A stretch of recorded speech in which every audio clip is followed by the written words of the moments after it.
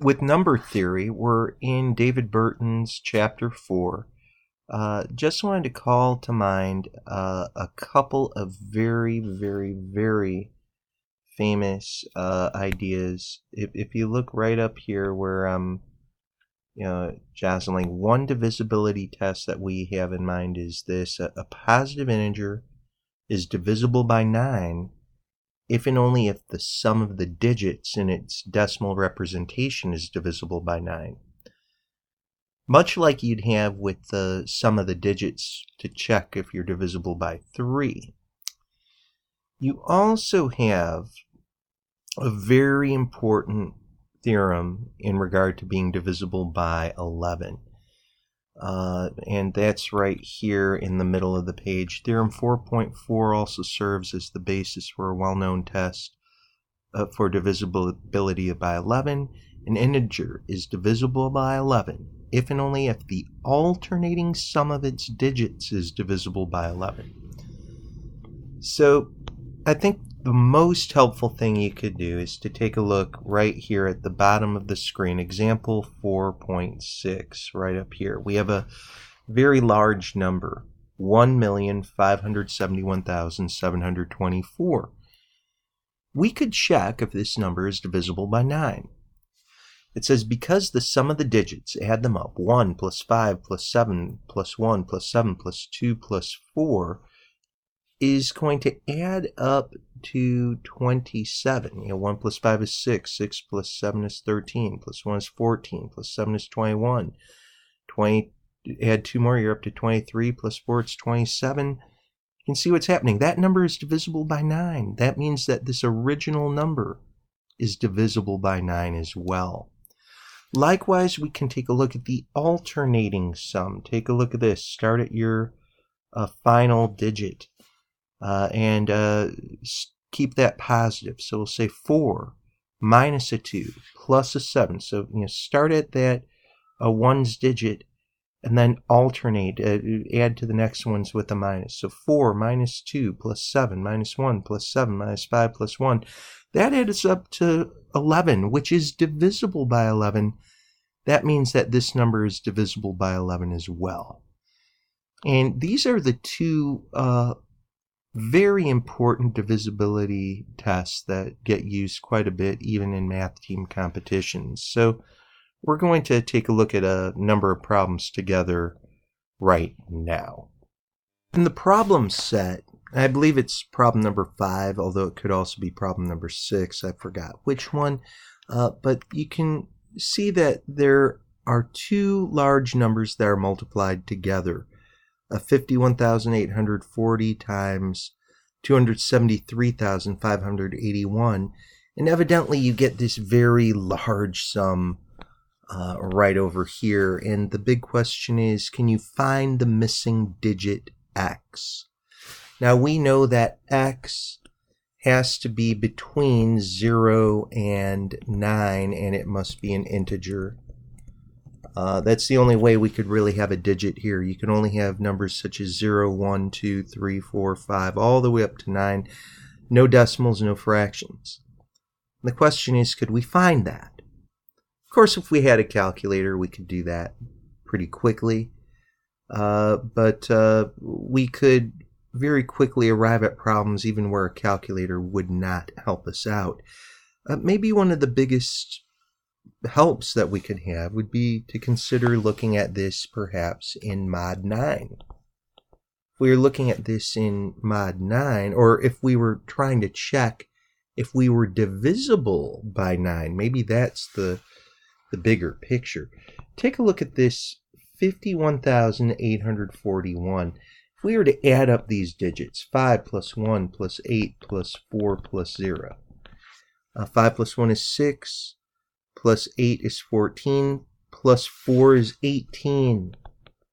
What do we know? 9 divides 51,840. How do we know that? The sum of the digits is divisible by 9. And that now then really is going to help us out tremendously. And I can tell you what we now know is that regardless of what's happening here with this other number. And of course we could do a digital sum. We could do 2 plus 7 plus 3 plus 5 plus 8 plus 1. That's 9 plus 3 is 12. 12 plus 5 is 17. 17 plus 8 is going to get you 25, and 25 plus 1 is 26. This is not divisible by 9. And of course, right now you can think, well, okay, is that even necessary to check? Actually, it wasn't, because if you know that this first number is a multiple of 9, and if you're multiplying this other number here, regardless, this whole big product has to be a multiple of 9 as well. Think of it this way. If this is a multiple of 9 for our first term, this is 9n. Even if this second number is not a multiple of 9, if it's w, you could group it together as 9 times n times w. You still have a multiple of 9. It's really good. What does that really lead us to? It means that this right-hand side must be a multiple of 9 also. That means the sum of the digits is divisible by 9. So, my goodness, right here, here's where we go. We can start adding these up. 1 plus 4 plus 1 plus 8 plus 2 plus 4 plus 3 plus x plus 0 plus 4 plus 0. Well, 1 and 4 add up to 5, plus 1 is 6, plus 8 is 14. 14 plus 2 is 16, plus 4 is 20. Here we have 23, now we have 27. This is 27 plus x. That's 27 plus x. But what do we really know here? We know that this number must be divisible by 9, and we know that this sum must be a multiple of 9. So let's look at this original equation as if we were in mod 9. Well, I can tell you that the right-hand side, we know it's going to be equivalent to 27 plus x. I know that I am divisible by 9. I know that that sum is going to wind up being a multiple of 9, but we could just keep it nice and simple this way. This is a multiple of 9 itself, so that would have to be synonymous. Take a look over here. We already saw that the 51,841, that added up to 18. I am so sorry, but what is that in mod 9? Well, it's 0. And look over here, the 273,581. That had a digital sum of 26. That actually means that the remainder of this quantity dividing by 9 would be equivalent to 26. But 26 has a remainder, actually, if you're really thinking through this, of 7. Oh, sorry, I misspoke. That should really be an 8. We know that 26 really would have a remainder of 8 if we divided that by 9. But regardless, on this left side, 0 times 8 would just get you 0. And before too long, you could say, well, what if I subtract a 27 from both sides? Well, you'd see x would be congruent to negative 27, but negative 27 is a multiple of 9. So that means that x would have to be congruent to 0. What that leads us to in terms of digits is that x could equal 0 or x could equal 9. Here's where some work with these digits really it was helpful. We know that our missing digit, this x right here, is either a 0 or a 9, but we'd like to go a step further and know for sure which one it would be. Tell you what, maybe we should instead look at things in regard to mod 11. And if we looked at this in terms of mod 11, let me go and insert a little bit of space here, just so we can save ourselves a little bit of writing and have everything still in front of us. Okay, so we know we're either at 0 or 9 from our investigation with mod 9. But now let's look at things in terms of 11 and see where we're going. Alternating sums. If we looked here, we'd have 0 minus 4 plus 8 minus 1 plus 5. And it doesn't take you too long to see that negative 4 minus 1 is negative 5, which would cancel with the 5. This would be an 8.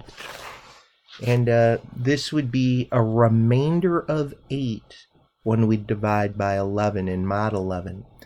Likewise, let's take a look at this alternating sum here with 2, 7, 3, 5, 8, 1. We'd have a 1 minus 8 plus a 5 minus a 3 plus a 7 minus a 2. Start with your ones digit as a positive, keep subtracting, but look what's going to happen here. If we added up our positives, we have 1 plus 5 is 6, plus 7 is 13, negative 8 minus 11, negative 8 minus 3 is negative 11, minus 2 is negative 13, that's 0.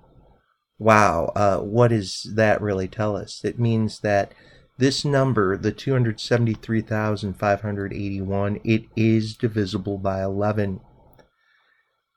So, look, as we look at this just with a similar argument, if we've got a multiple 11 here, it doesn't even matter what our first number is. It's not a multiple of 11 clearly, but multiplying the two together, an 11 could be factored out.